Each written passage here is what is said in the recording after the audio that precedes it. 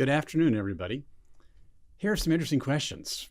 How will Vice President Kamala Harris fix the crisis that's now overwhelming the U.S. southern border? And are the latest horrific shootings in Atlanta and Boulder, Colorado, finally the long-awaited opportunity for comprehensive gun control?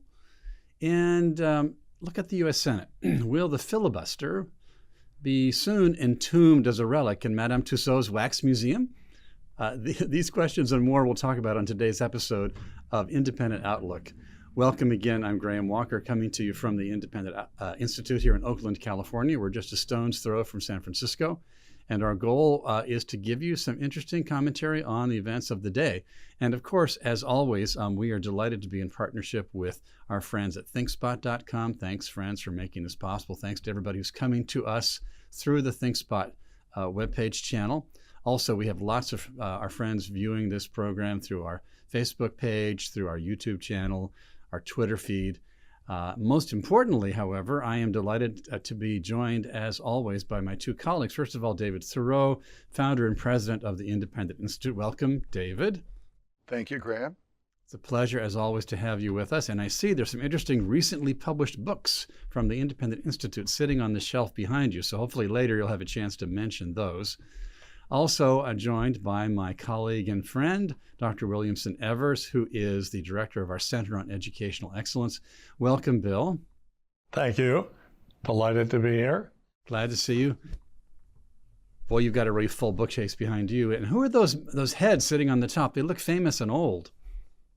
Well, they purport to be Socrates and Aristotle, but I think in truth, no one knows what they look like. Okay, probably that's true. That's probably true. But they are the traditional appearance, right, accorded to those two. Right. Well, let's hope that we can follow Socrates' example and admit that we know what we don't, that we don't know certain things that we wish we did know, but we know what we don't know, I hope. So from a position of partial ignorance but partial knowledge, let's talk about some of these events of the day. Disturbing, obviously, the disturbing event that at King Soopers Grocery in Boulder on Monday, 10 people, including a police officer, were shot and killed by a 21-year-old young man named Ahmad Al-Aliwi Alisa, who's from Arvada, Colorado. He's been charged with 10 counts of murder. Everybody wants to ask every time, why do these things happen? But then immediately the why question seems to get overwhelmed by, we must have gun control. What's your take on this, David?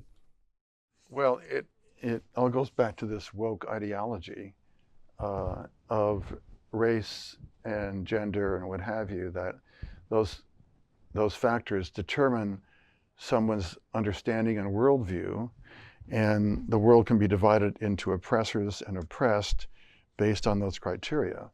So the major media jumped immediately to claim that the deaths in Atlanta were race-based against Asians, Asian Americans.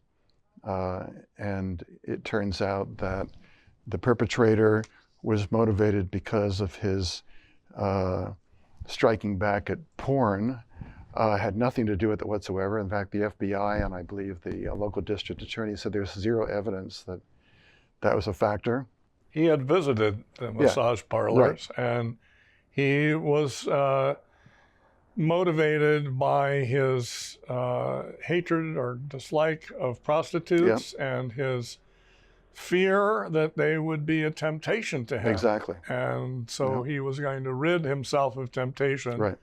Not by resisting it, not by firmness of character and self-discipline. Like discipline yourself, but by killing them. Yep. Killing them. And then the other incident in Colorado, the media jumped again to conclude it was a white man, white supremacist, who was killing innocent people, and it turns out it's a man from a Syrian background.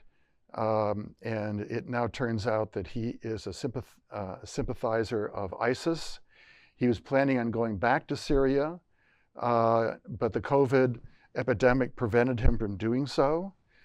He was also anti-Trump. So many of these media people who tweeted on this have taken down their tweets. but they stick to the story. So it's very much like what Victor Davis Hanson and many others have been talking about as far as the sort of perverse and failing ideology of this wokeness view. Instead of holding people accountable for their acts, you have this race-based narrative. I mean, another example of this that's also come out is, another perspective on it is, if you look at the data of who kills Asian Americans, it's overwhelmingly blacks, percentage-wise. So this goes back to Shelby Steele's analysis of what wokeness, what progressive ideas and institutions have done to destroy the black community and black families. And this doesn't mean that anybody's hating anybody. Right. It may be that vulnerable Asians come into the sight of black criminals, and they just as soon have white or other black victims, but they happen to have these people who are not well protected in this case, so they get to be hit by the criminal. Well, also the Asian American community is a very diverse. Right, but it's also physically intertwined with blacks in many places. That's right, and so most of the Asians are very interested in being small business entrepreneurs. They have retail stores. They're involved, including in black communities. That's right. Something to be said. Right. For Koreans and the revival of Oakland. That's right, exactly. And most major cities have communities that have been built by different Asian American groups. So the whole narrative is false, and it just it's a racist narrative, and it's not fair to the victims, and it's not fair to the accused either. But I also think Senator Cruz is right to say that this is just another occasion for the controlling mentality of modern progressivism. That's right. To seek another occasion to clamp down on the independence of citizens and put them under the control and put them more dependent upon the central government, and by taking away their defense, their self-defense. I mean, people have a natural right to defend themselves. They should be able to use available technologies. And this includes handguns and long guns and other things that, you can use to defend yourself. And to say that somehow we don't really want even the police to be everywhere to take care of this. Yep. We want armed law enforcement out there, but people also should be able to defend themselves and are better judges of what their needs are than some central bureaucracy that's trying to police a whole large geographical area. Yeah, the police are not our bodyguards, even if Pelosi and Schumer all have bodyguards. Yes. And legally, we can't hold them out for failing to be our bodyguards. That's right. They are immune from suits. You can have two people standing at a crosswalk. One's a policeman, the other is the guy who's about to get shot. Another guy can come up, shoot him. Policeman does nothing. He's only wounded, so he sues the policeman. I'm sorry, I'm not obligated. I think really the policeman would help him, but if he didn't, there would be no case. Under legal precedent, they are not obligated to defend any individual. Another aspect of this is for example, what Schumer is proposing and Biden is to ban assault weapons, so-called assault weapons, universal background checks. I haven't heard anything about the red flag confiscation law, but I suspect that's part of it. Banning of high-capacity magazines, and so on. And ironically enough, all these blue cities, including Boulder, where the shooting occurred, have all these laws already.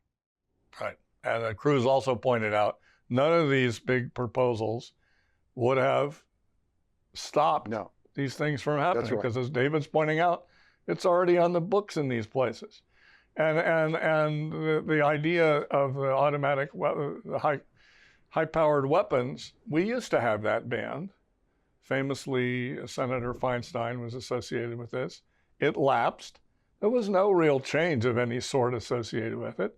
And yes, still a few killings went on.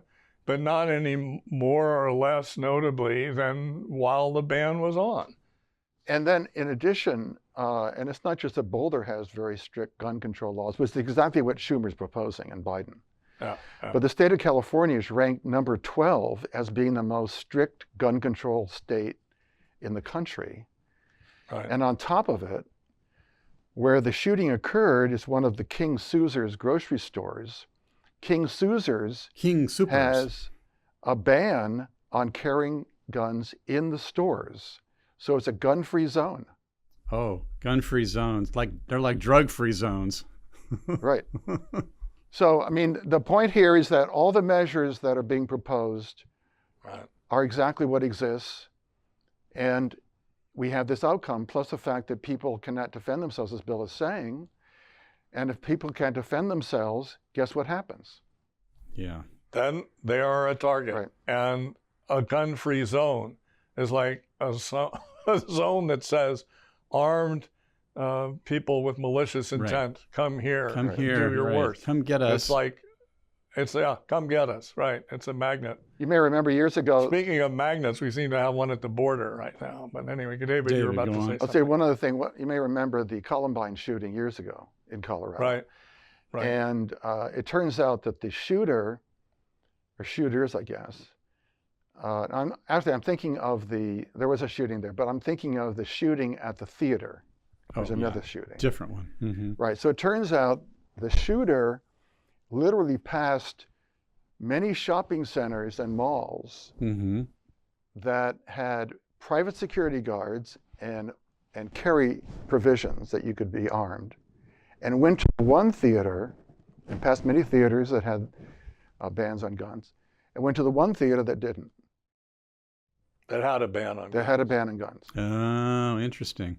Yeah. It's like a magnet, like you were saying. He just didn't want to be interrupted. That's right. Yeah.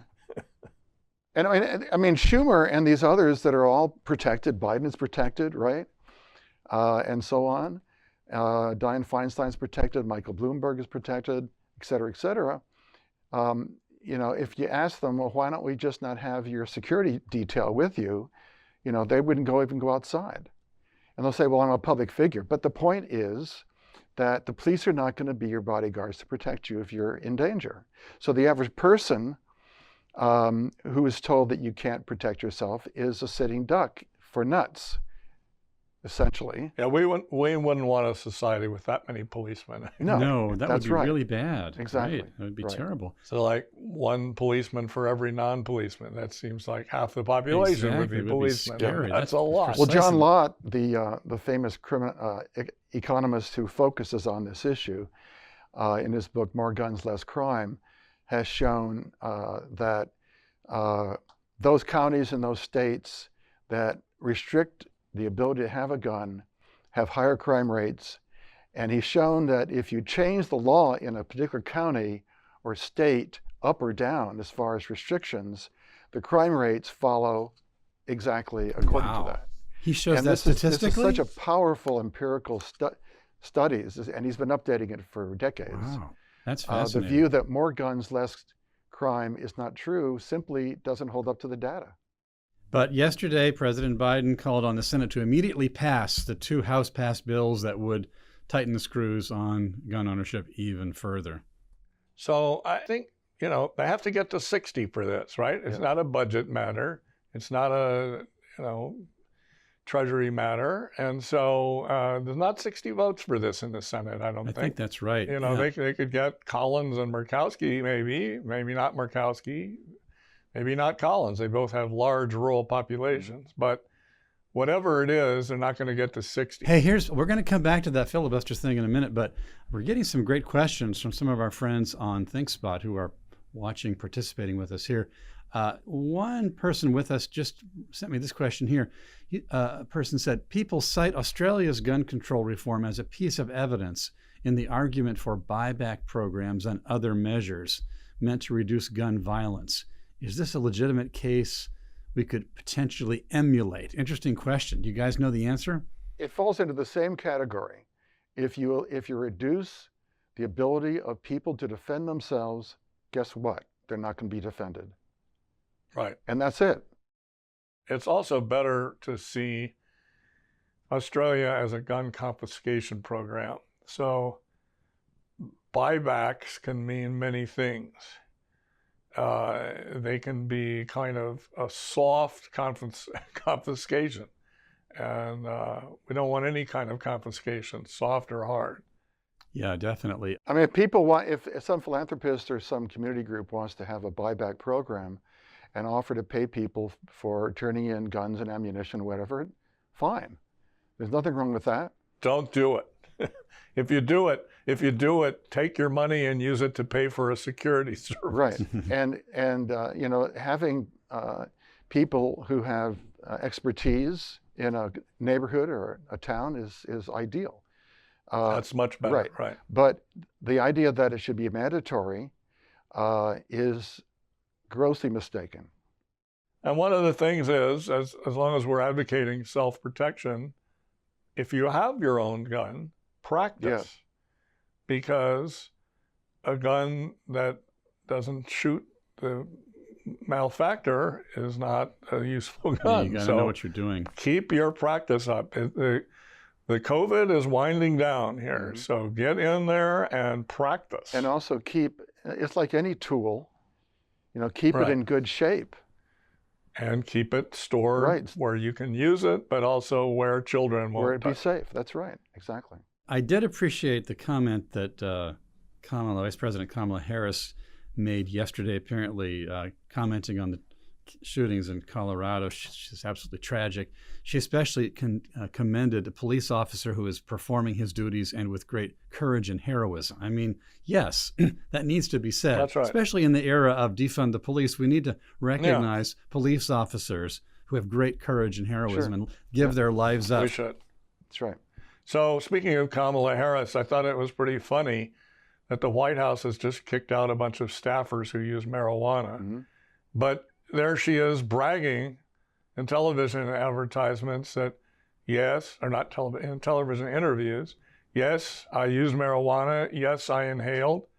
How is she passing her security clearances? I don't know. That's confusing to me. I think it's a very bizarre situation. I mean, Former President Clinton did not inhale, right? Well, whatever. That's what he said. That's what he said. I just think, I don't know. I mean, it's obviously, these politicians are caught in a terrible trap. They have, you know, millions of people who have used benign amounts of these drugs, which, you know, we're not counseling anybody to use mind-altering drugs that impair them, including too much alcohol. Please avoid. And so here are all these people, and they have to draw from people to staff the administration. And yet, you know, here's Kamala Harris, who put people in jail for long periods of time as a prosecutor in California, who was a drug user herself. That's right. I mean, she forgot to put herself in jail. Right, but you have to remember that Kamala Harris is an opportunist. Above the right, law. and she is, the one thing that she thinks she's good at is theater. So she'll laugh and cackle and make up stories if she thinks that it's in her interest to do so. It's possible that that laugh is emblematic of some practices of her another. Hey, you remember during the primary campaign, this last cycle, earlier on before she dropped out, she commented that when you have a background from Jamaica, it's not surprising that you use marijuana. And then her own father, as I recall, spoke out publicly. Her own father thought, I don't need this ganja daughter bragging about misbehaving. When it was calumny against Jamaicans, according to him. Well, there is drug use in Jamaica. Well, yeah. It's not a fault, right? The other aspect that's come out is where she has been talked about as an African American. Now she's an Asian American. Well, it's great. I guess you can do both. She's everything. It's basically what will get your way. Even though being Asian American or African American or whatever, you know, getting back to Martin Luther King, is not the measure of the person. Right. The goal is the content of your character. Right. That should be the measure. Exactly. So it's interesting that all these progressive politicians who have been mistreating Asians by not recognizing Asian school achievement Asian children working hard and succeeding in schools. They're taking away schools that are high-powered and that allow those kids to flourish. And they're, just imposing quotas on them to get into college and all sorts of things. This is progressive everyday activity. Now, suddenly we're, the defenders of Asians. You who have been trampling on them, thanks a lot, but no thanks. Well, it is a fact that the incidence of violent crimes against Asians is actually quite low. Even the increases, we're talking about an increase of 5 people nationally in a year or something. Yeah. Except in progressive institutions. So progressive institutions discriminate against Asians en masse.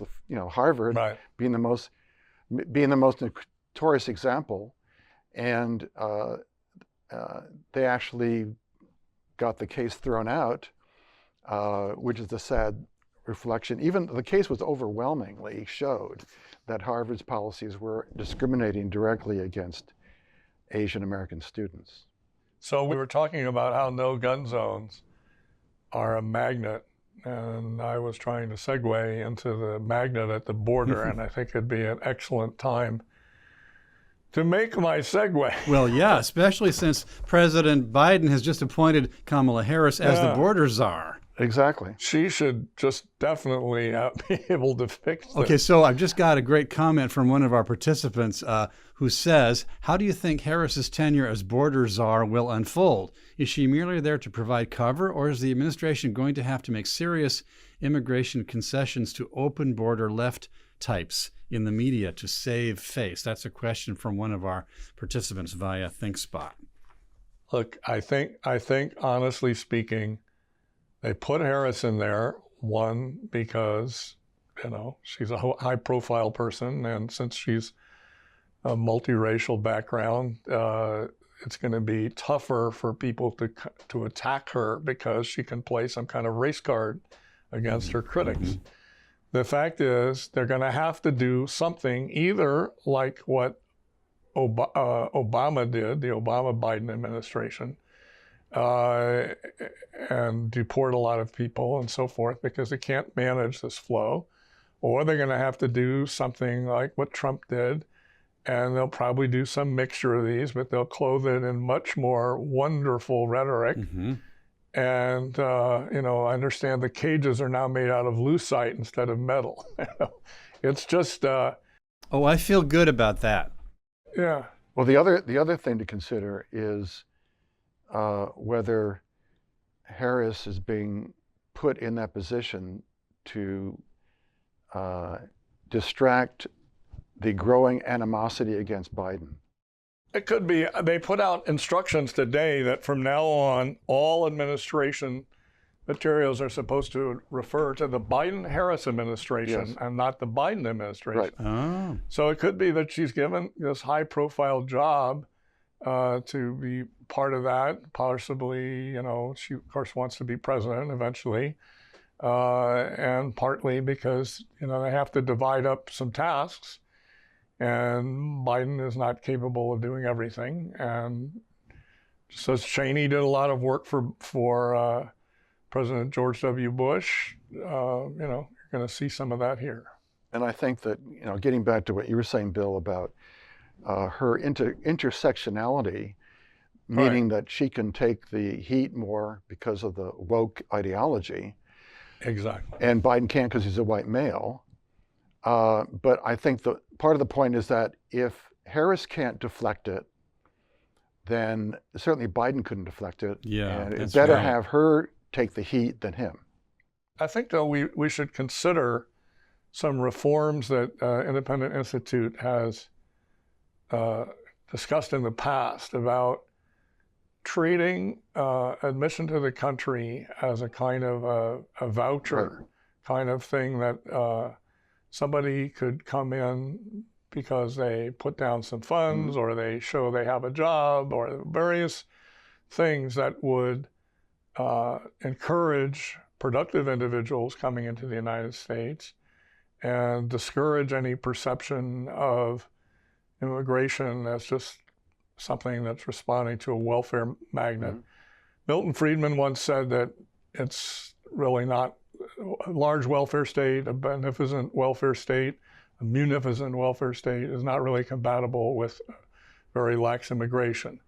And so, you know, the three of us, we would all say, yeah, so cut down the welfare state. Right.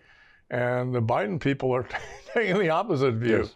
Expand the welfare state and expand the laxness, the looseness of the borders. And so, you know, they're cruising for a crash. That's right. And there are other economists who've also embraced the voucher. Milton did. Richard Vedder, our senior fellow. I believe it James Buchanan, Gary Becker. There are just a whole number of economists who embrace this idea. You should sketch it out a little more. Yeah. But I think it's a sound view. It'd be far less expensive. It'd make people accountable.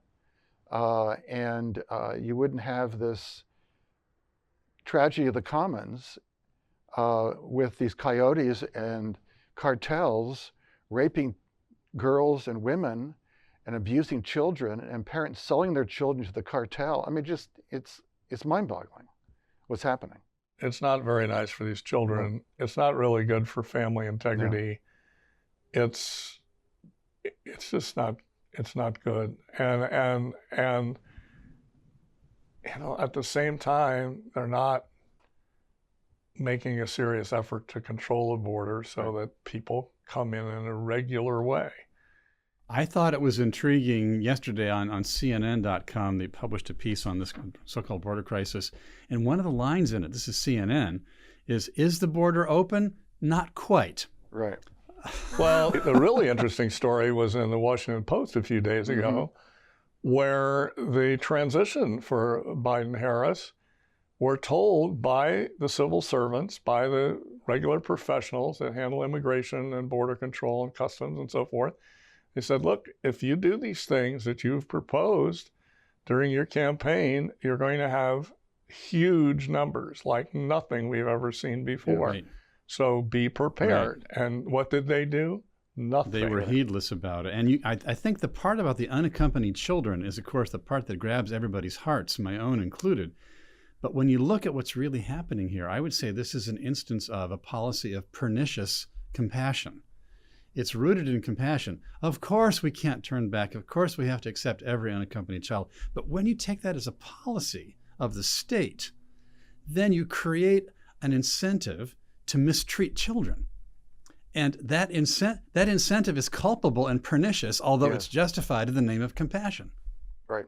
It's possible, and I'm not saying this is true, but some devilish minds might think that young children coming into the United States without their parents to help them, without a family unit, and becoming wards of the state are more likely to be lifetime wards of the state or to be lifetime grateful to the state and to vote for politicians and policies that encourage a large state, a large government.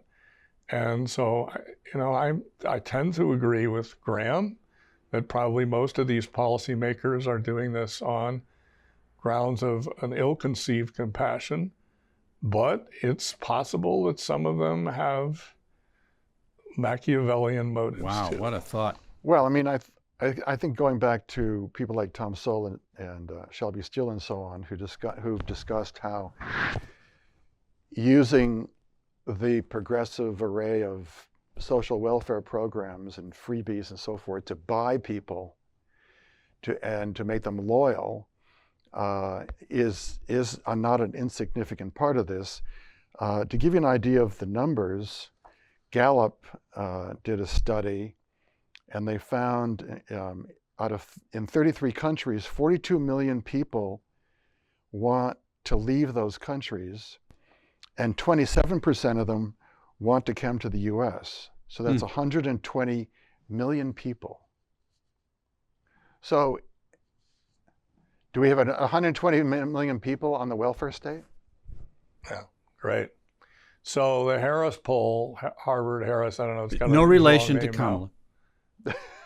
No, this is the olden days Harris. Yes.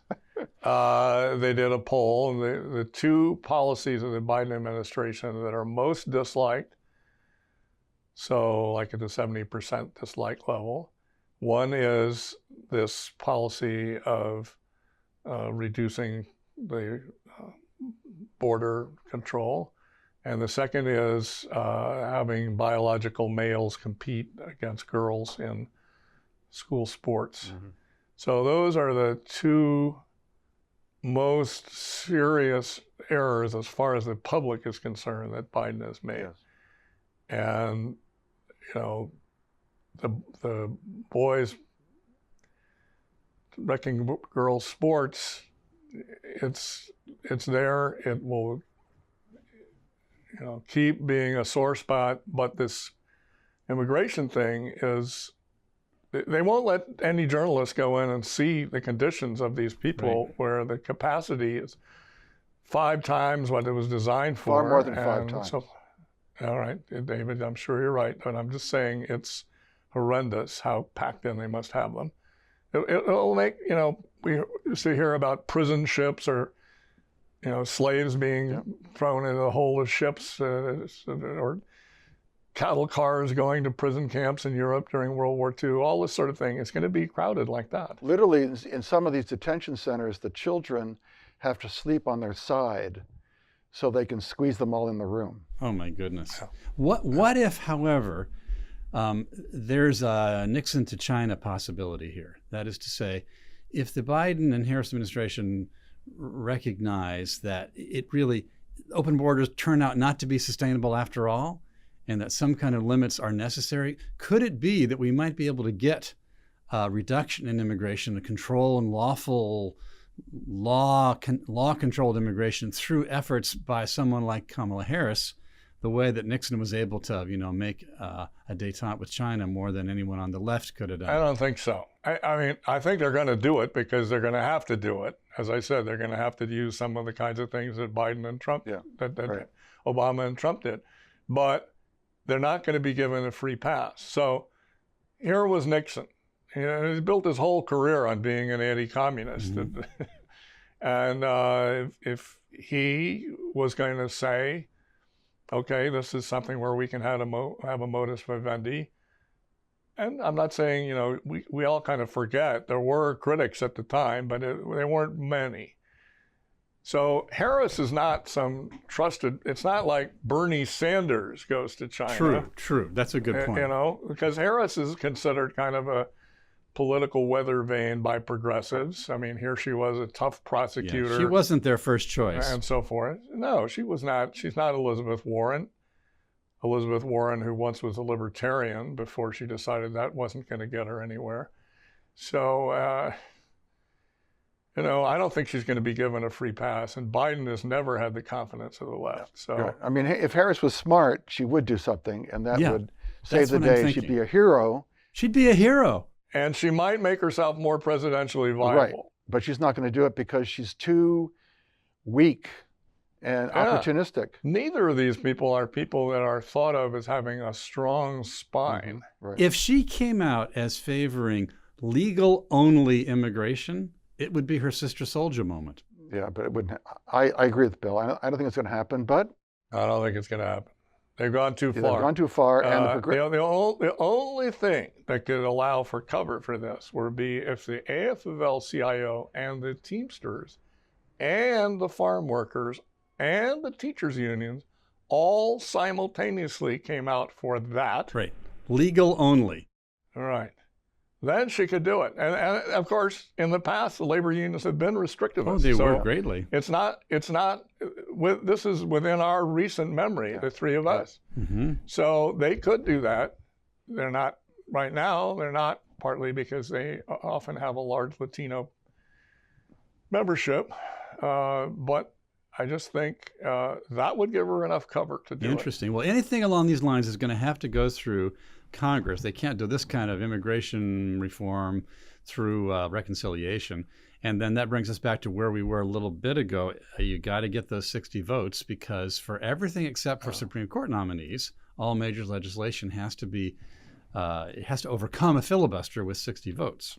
Well, they can do a certain amount of this if they don't want to use Obama, Trump type restrictions, they can use executive stuff for that. But as far as going to what we've all been different things we've been talking about here, the voucher idea, the legal only idea, and so forth, then they would probably have to use statutes for that. There's another factor that might play into it, which is that Hispanic communities, especially in border areas, are increasingly against open immigration. And of course, the farm workers have also a history of being restrictionist. Chavez himself was restrictivist. But the thing is, we at Independent Institute favor legal immigration. We favor productive, hardworking people coming to the United States, adding their entrepreneurial talents. And their intact families. We favor intact families. We favor the rule of law. We don't favor a swamped welfare state. And so we are very interested in positive ideas in this area. And we don't think the Biden administration has shown them yet. Not yet. Okay, now back to the filibuster then. I mean, yesterday, Ben Sasse of Nebraska took to the floor of the Senate and made a big speech against the Democrats' attempt to eliminate the filibuster, eliminate that threshold. He pointed out that many of the Democrats who are now trying to get rid of it, they called at one time, they're calling the filibuster now a relic of the Jim Crow era and a tool of racist oppression, which is sort of the go-to argument for left Democrats on any subject, no matter what it is. And then he proved how in tune they were with Jim Crow methods. Yeah, exactly. It was quite a speech. This is the party of Jim Crow saying this. It is the party of Jim Crow, and he pointed out that the Democrats gladly used the filibuster during the Trump administration to block the Republican agenda. And yes, he says just last year, Elizabeth Warren in Massachusetts, who's now one of the foremost critics of the filibuster, she previously joined dozens of Democrats to block police reform legislation using the filibuster. So what's going to happen with the filibuster? Will it last? Is it worth keeping? Somebody, a man on the street type of thought might say, well, the majority should get what it wants. Isn't this a democracy? And 60 is more than a majority. So isn't the filibuster anti-democratic? How do we answer those questions? Well, majority rule is not a republic. It's not a free society. The Athenians learned that the hard way. In Athens, if you wanted to take a position on something and people wanted to have a vote, they could do that within a very short time, and you could be kicked out of the city. You could kill Socrates. You could still kill Socrates, exactly. That's right. Whose bust is behind you on the shelf.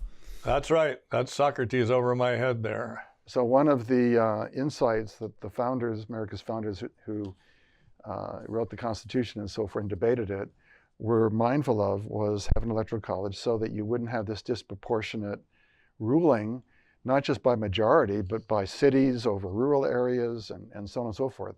And so we have powerful states, and we put in a thing that is a design of competitive federalism where different states can be doing different things. And we don't have the federal government doing everything. And we have 3 different branches of government. They're somewhat interconnected and somewhat interdependent, but they also stand on their own. We have a Senate that is supposed to take longer and be more difficult to get through than the House. That has somewhat changed over time. It used to be the Senate was elected by state legislators. That wouldn't be a bad idea to go back to, but anyway, they're not there right now. But it's still supposed to be something where state-level interests can give a second hearing to what the House is proposing and possibly say no or initiate policies of their own that the House wouldn't really consider. And this blind devotion to centralized power, you name the issue. We should centralize it. We should expand the centralized power. It's a reflex. It's a reflex. It's a default. and it's just it's a folly. It's a seduction, and they view that if they're in power, right? But they don't really want democracy in the sense Right. of government by plebiscite or opinion poll. They don't really want that. They want a rule of experts ratified by the public. They want to have a rhetorical presidency or a rhetorical governorship where the leader invokes the people. Yes. The leader panders to the people, but the leader does what he and his expert counselors think they should have.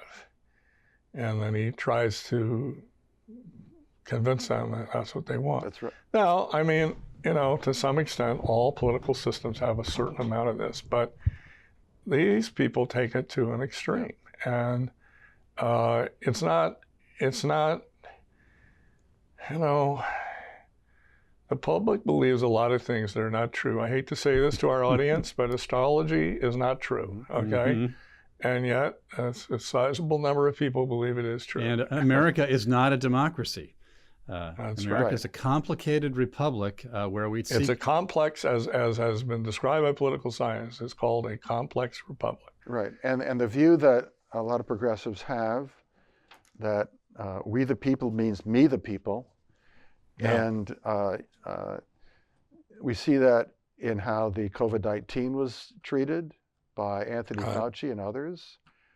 We see it in the climate issue, we see it in housing and homelessness, we see it on the border, the move to radically increase taxes, to increase debt by who knows how many trillions they're going to try to push for. The Green New Deal, I mean, it's an endless list, because the ideology behind it gives these people credence that they are noble and they're chosen. They should be deferred to. They're chosen. So our counter view is that all people have natural rights that belong to them by their nature as human beings. And that people either banding together in voluntary groups or through businesses in the marketplace are going to find solutions to things, that where we turn to government, we want a constitutional republic with checks and balances, a lot of protections for individuals and minorities, and we want to be very careful with force being used somehow against the innocent or to bully people. And people can solve social problems. They have lots of ingenuity, and they can sometimes just get the joy of giving and charity from it, and sometimes they can make a profit at it, and either way is fine with us. That's right, yeah. Well, now regarding the filibuster, the big prize here is this bill passed by the House, H.R. 1, which would fundamentally change elections, centralize the control of them in Washington, D.C. And to get that through the Senate is going to be a tough nut. But to get maybe 51 votes, maybe they could do it. So the filibuster stands in the way of probably the most dramatic new initiative to change electoral systems in the U.S. ever in our history. So I don't think they're going to get rid of the filibuster successfully. There'll be a lot of jumping up and down about it, but I don't see that. And I think actually for them to push for it as a mistake, because when they lose it, they're going to be part of losing momentum over various things. I think what we're going to see is they're going to try to peel off the most, right now they tried to bundle everything in H.R. 1. Right. The hope that the popular things will help carry the less plausible things. I think they'll start unbundling it and trying to get pieces of it through. And I don't see how H.R. 1 in its present condition gets 60 votes either. The only other thing, I was thinking, well, maybe they could try and, just as they've gotten rid of the filibuster for a few things, they might pick one more few thing, like voting rights or something like that, or public health measures or something like that, and say, let's just get rid of the filibuster for that. And then they'll try and pass bills where they portmanteau everything into that topic.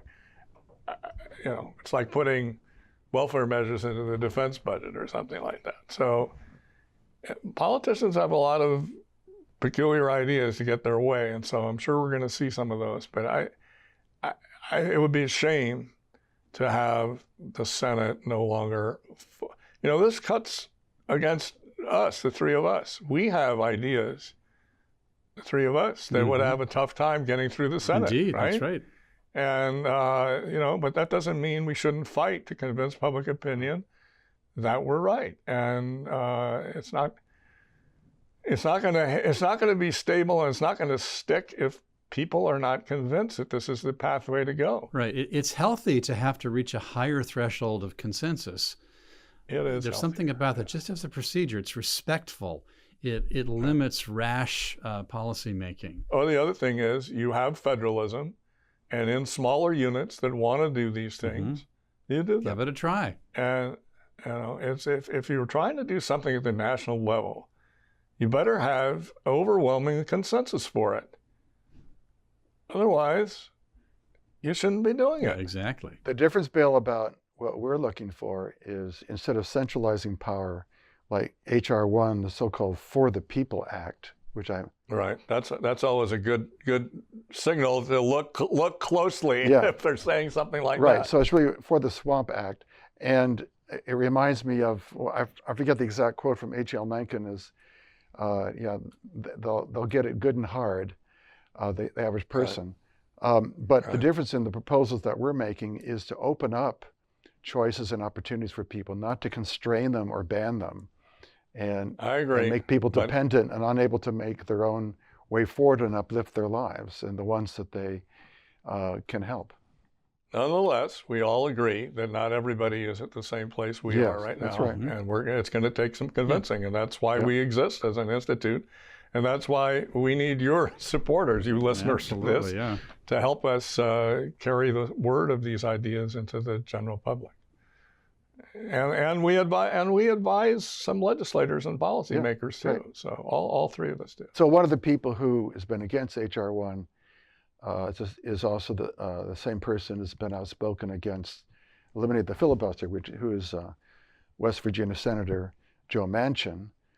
And for H.R. 1, he said that he told reporters on Wednesday that a voting rights bill should be limited to voting rights and not in so many areas.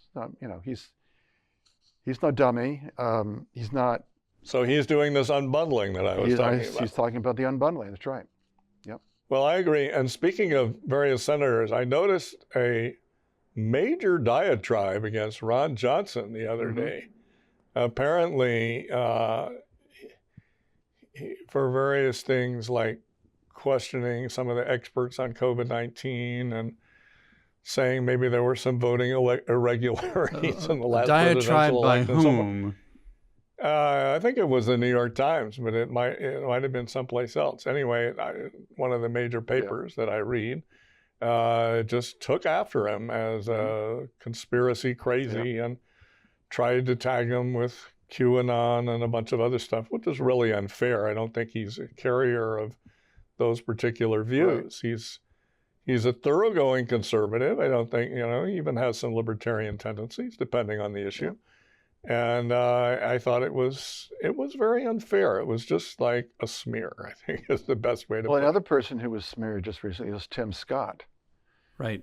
So Tim Scott had an article and was attacking woke supremacy, as he put it, and he was equating it to white supremacy. Okay. And so he was attacked by 3 different columnists of the Washington Post and commentators on MSNBC, and he stuck to his guns. And he said, my allergy does not match that which they prescribe based on my complexion. Right. That is woke supremacy. It is the tolerant left's intolerance for dissent.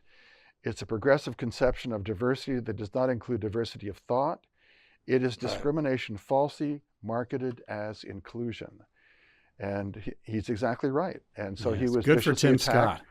But so this is a common thing that we see. So in the olden days when Colin Powell was viewed as a conservative, or when Condi Rice was viewed as some sort of dangerous conservative, they were black and they were Republican, and they were, the objects of terrible, terrible attacks that seem ludicrous in retrospect, and we all remember Clarence Thomas's the attacks on him. Well, those of us who are old enough. It's very discomforting to progressives for blacks to have sound economic views, sound constitutional views that are not, lip-syncing progressive talking points. Interestingly, in the piece that Senator Scott published in the Washington Post, he also commented, in addition to what you said a moment ago, David, I believe he commented about how the woke ideology will lead America to greater separation and segregation and division. That's right. Very concerning. And he pointed out the specialized race-based graduation ceremonies at Columbia University as an example of this tendency. It's not just Columbia, it's everywhere. That's I can promise you, and I promise you that UC Berkeley and Stanford and San Francisco State and Hayward State, whatever they're calling it these days, they all have the same thing. Now, it may be more extreme at Columbia, but, even back in the 1970s, they had a separate black graduation at Stanford. It's not, the blacks can at Columbia participate in the main graduation, but they have their own. Yeah, the point, to be fair to Columbia and others, the point is these are add-on optional things. They are. But when the university condones and arranges for these race-segregated optional add-on events, they are telling students and the world that it is good to be race-segregated, that it's healthy and to be affirmed. I think I'm going to be nice to them and say, that's okay, but I don't really like these race-based dormitories. Okay? That seems pretty off-putting. We've come a long way, from... I can promise you that these universities, all these top universities that we're talking about, and the lesser ones that follow, the lead, kind of the leader, right? That's right. They all have race-based dormitories now. Now, it's not there's no white in the dormitory, but it's, whatever, two-thirds black or something. But I do think that, again, what we're seeing is more and more people seeing the absurdity of it. Yeah.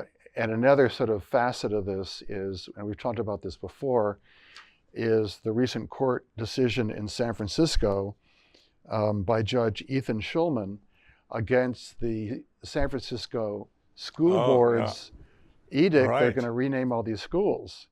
And interestingly enough, the attorney against it was Lawrence Tribe from Harvard. And he was very clear and articulate to say that there is no standing for this whatsoever. Tribe is from San Francisco. He went to Lincoln High School. He said there was standing for the plaintiffs who were suing the school district. That's what I'm saying. Yes, there's no standing for the edict. Well, that's a different meaning of standing. Standing. Anyway, the point is that Tribe convinced the judge. He weighed in very strongly. That they had not followed due process in doing this, and also that he, as a proud alumnus of Lincoln High School, didn't think he and the alumni had gotten any kind of fair hearing on this. And did they really want to do this? And Tribe says, why are you doing this to the great emancipator? Exactly, and so there was a huge public uproar about this. For those of our listeners who don't realize this, Lawrence Tribe is a very left of center legal scholar, although a very outstanding legal scholar. We here can recognize that some scholars are great scholars, even if their politics are wrong. So Maxim Rodinson is a great Middle Eastern scholar, even though he's a Marxist. Edward Said is a crappy Middle East scholar, and he's also a leftist. Eugene Genovese used to be a Marxist and even a communist, and was a great scholar of the American South and slavery. He later evolved into being a conservative, but the whole time he was still a great scholar. And the same was true of his wife. And Yes. but also Similar progression. yeah. So a reflection on tribes' integrity, by the way, is we did a book years ago called The Founders' Second Amendment by one of our senior fellows, Stephen Haldruck, on the actual documents of the founders when they wrote the Second Amendment. What was their intent? So Steve went through all the court records and newspaper accounts and newspaper and letters and everything, and wrote this book, which won a number of awards. And up until that point, Tribe had the leading textbook that was being used in law schools that basically only mentioned the Second Amendment in a footnote as being a mistake, essentially. Mm-hmm. He then revised his textbook to commend and point out that Steve had broken new ground to say that, yes, the founders did mean this to be the right to bear arms, individual right. And it's no trivial thing. He didn't agree with it, but he had the integrity. No, he agreed that that's what the founders meant. That's right. If he had been a founder, he might not have. No, what I'm saying, he didn't agree. He didn't agree in having it as one of the Bill of Rights, but he agreed that Steve was right, and he revised his textbook accordingly. Yeah, good for him. And he wrote a long article in the New Republic at the time, also on this exact topic. Very important article. What we need is for America to be more humanized, not more racialized, and that's what I'm worried about. All these things. I'll go for that. People are looking at one another through the wrong lens. Well, it's interesting when you look at. So we had a conversation during Black History Month about this with Jonathan Bean. And one of the things that's interesting is a lot of the leading Black intellectuals that opposed progressive thought and favored abolition and favored Black rights and so forth, but were conservatives or libertarians, they didn't take this race pride thing and turn it into an ideology. Now, you can be a classical liberal, you can be a libertarian, you can be a conservative, and you could have some kind of race pride view. I would say maybe Ishmael Reed falls into this a little bit. There's various kinds of people that might. But the point is, many of these critics thought this is just an excuse for not doing the work that you need to do or your family needs to do, and to, put it all into a race pride thing or Black nationalism or something like that. So it's compatible, but unusual to be, say, a Black nationalist and a libertarian. You could be that as long as you're not imposing it on other people. But historically, most people who have been conservatives or libertarians and have African American background, they tend to be critics of people with overweening Black pride or overweening Black nationalism. Well, go back to Shelby Steele for a moment, or Tom Sowell. They were both Marxists. Exactly. And Shelby was very active in the Black nationalist movement in college and elsewhere. But you have to deal with a contradiction. Either you believe that individuals. Clarence Thomas. That's right. Either you believe that yourself and other Blacks have individual agency and have dignity, or they're just part of a collective. Yeah. So white nationalists believe that Blacks are part of a collective and have no human agency and decency. So either you've got to take it one way or the other ultimately, and that's why fundamentally. But you could say that Blacks have suffered some on a collective basis, where they weren't singled out as individuals, they were singled out as a group. And you could say, I want to fight back against that. Right. So it's not taken proportionally and sensibly. It's not wrong. I mean, if you were an American Indian and you felt that you had treaty rights of some sort that were taken away from you later, you could say, hey, I want the treaty back restored. This was a deal. What's happening here? So these things are complicated, but I think we're basically right to say we want individual rights. We don't want repression and suffering of the innocent. despoiling people of their property. And, you know, if they took it on a group basis, if they said you have Japanese ancestry, go to this concentration camp, you know, that was an injustice. Yeah, it was horrid. done. And so we recognize that, but we think if individual rights were upheld, these sort of collective repressions would not go on. Community comes out of individual agency. Exactly. And so having pride in the history of Black music and literature or whatever, or Chinese or you name it, is perfectly appropriate and good.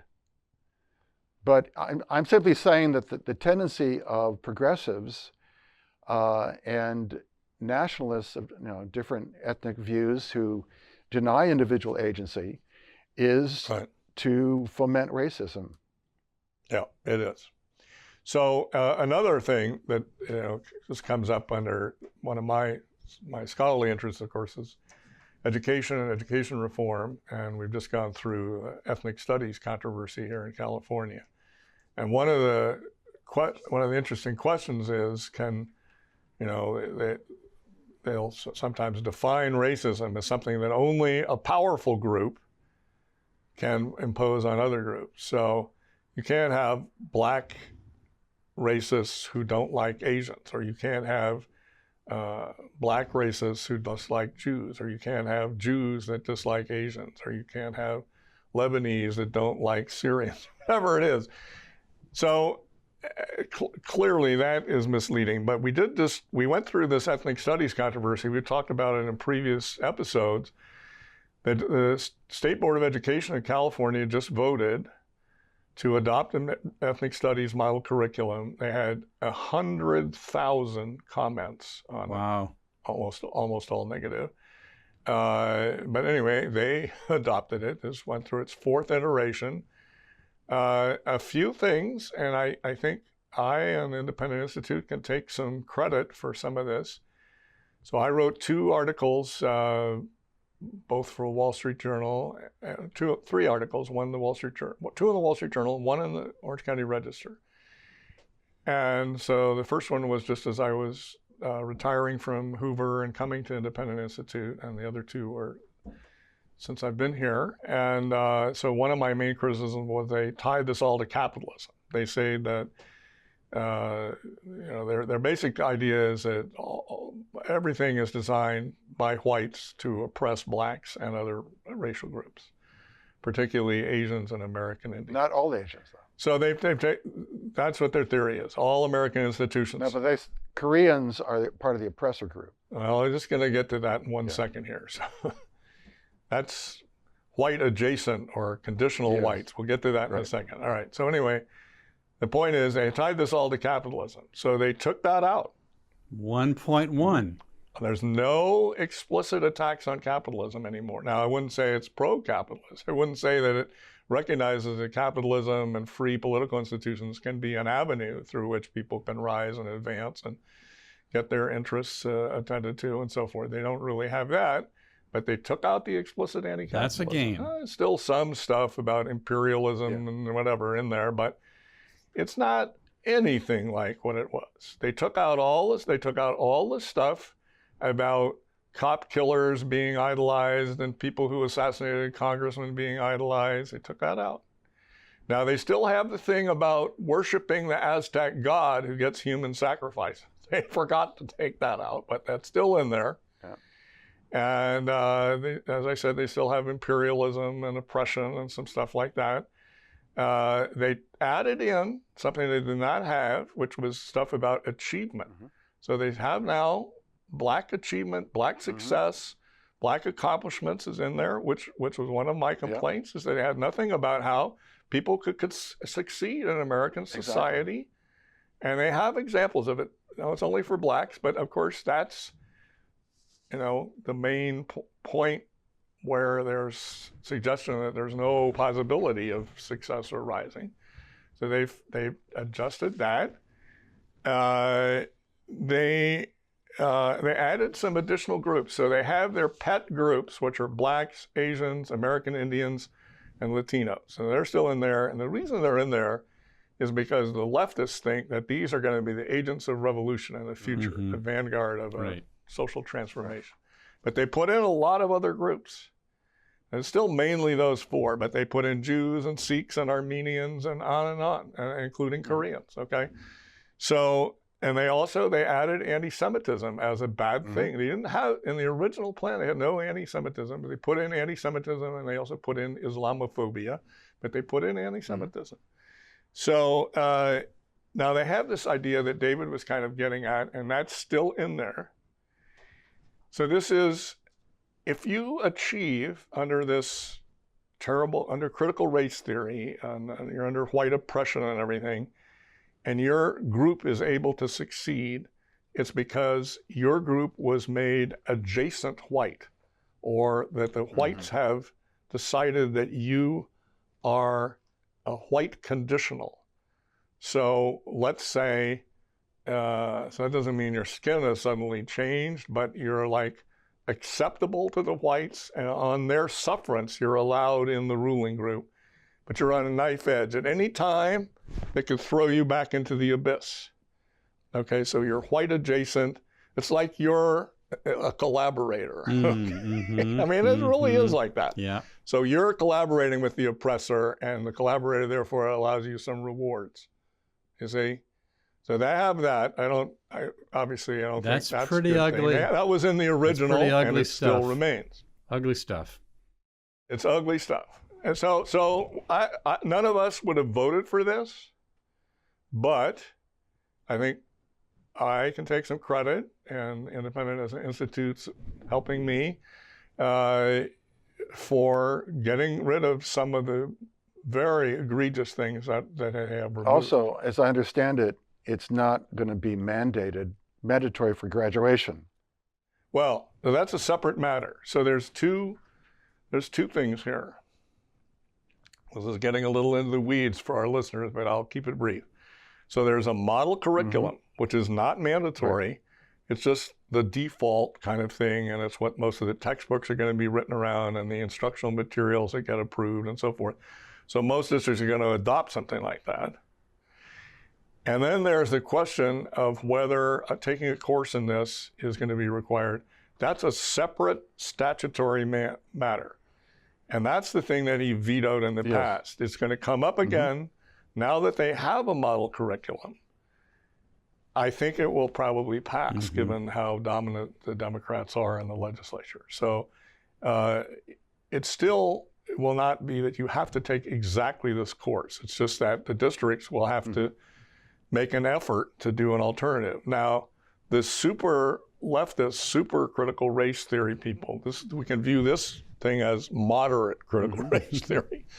The more extreme ones that were manifested in the original draft, they have formed liberated ethnic studies, and they're trying to get districts to adopt the original model. Yeah, that makes sense. Well, I think they toned it down in part as they toned it down. They toned the language down. Know, Jewish groups and all these different groups were up in arms about it. Organized Jewish groups have to be given a lot of credit here for fighting on behalf of themselves, but also the rest of us. So we have to be very happy. So I think that's a good reflection of civil society striking back and pushing back on this kind of 100,000 complaints. That's a lot. Exactly. Right. We guarantee we will keep our friends up to date on the subject, and especially here in California, which tends to set the pace for the nation. One tiny thing, if I could say real quick, Graham, is, and I think this also is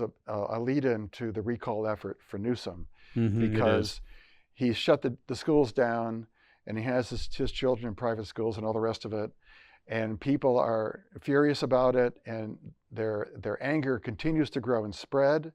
And so, assuming the recall is adopted, I think Newsom's going to have a tough time again, where civil society strikes back and pushes the elites aside.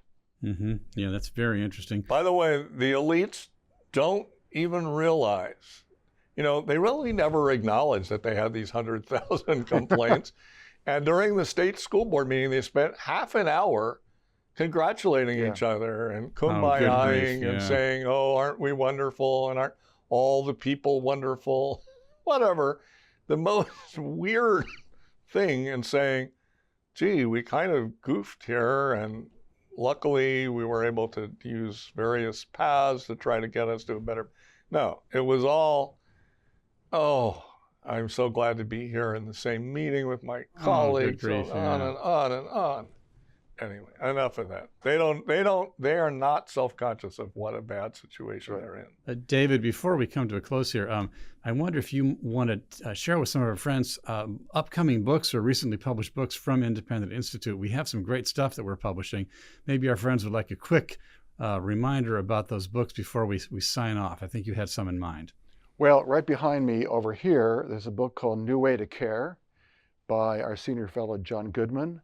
And it's basically on how to empower people through market-based private accounts to get them beyond the suffocating, failing, insolvent entitlement state.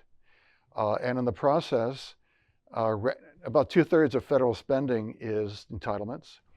It would end that. It would end the debt problem. Anyway, that's one book. It deals with the whole area of healthcare and so on. Second is the one here called Hot Talk Cold Science. It's a third expanded revised edition of a book we originally did back in 1997. And it is about twice the length of the previous edition. It is the most comprehensive, up-to-date book on the whole issue of climate change and the science and the point that climate alarmism is not based on the science. And the third book is right down here called Really Good Schools by another one of our senior fellows, James Tooley, who's actually Vice Chancellor of Buckingham University in England. Could you pick that up and hold it? Because I think it's the least able to be focused on by the camera. Yeah. Great cover, James Tooley. So the book is, James is probably the leading authority on school systems in developing countries. And after decades of work, he is the leading authority on low-cost private schools for the poor in Kenya and India and Central America and China and many other places. Could I say something about this, because it has a fascinating origin? So we used to say in England that some clerics would get a job in the rural area, and it was called a living. So they got the income from that, but they never went. They lived in London and enjoyed the high life. Well, in India, same thing happens. People get appointments as teachers in rural schools, and they stay in big cities, and they never come and teach. So, and these are in government schools. So the poor people band together and have these low-cost private schools that Tooley essentially pioneered the academic study, serious scholarly study of these schools. And he builds on the experience of these parents in India and other third world countries to how we could tackle the problems we have in education in the United States. David, excuse me for interrupting you, but I think the background is kind of a fascinating aspect, because in a way, it's not as serious, but some of our teachers are also time servers. They don't, we've seen this during the pandemic. That's right. Exactly. They're like, don't want to teach, right? Pay us, but we don't want to teach, or we don't want to teach full time, or whatever. So David, a final comment on Dr. Tooley's book before we go? Well, what James has done, he's taken all this information from around the world and has brought it into a single book about how to create low-cost private schools for the poor and everyone else in America and in Europe, in the developed world, essentially. And so this is an incredibly powerful book. It's extremely timely. As I mentioned, parents are fed up with the schools being closed. They had believed the teachers' unions were protecting them in the schools. Exactly. And so they know that's not true now. So this book is, we think, going to be a very important book to move the conversation in a very constructive way for everyone on this whole issue of K through 12 education. And it's being taken seriously. Education Next, which is an extremely important journal that I was one of the founding advisory editors of long ago, no longer connected to them, but I can tell you it's a very serious publication, and they've reviewed it, and so we expect some attention for it, and we hope that people take it to heart. Well, Paul Peterson just interviewed James on the EdNext podcast last week. Exactly. Wow. Yeah. Has that been posted yet? Not yet. There are solutions.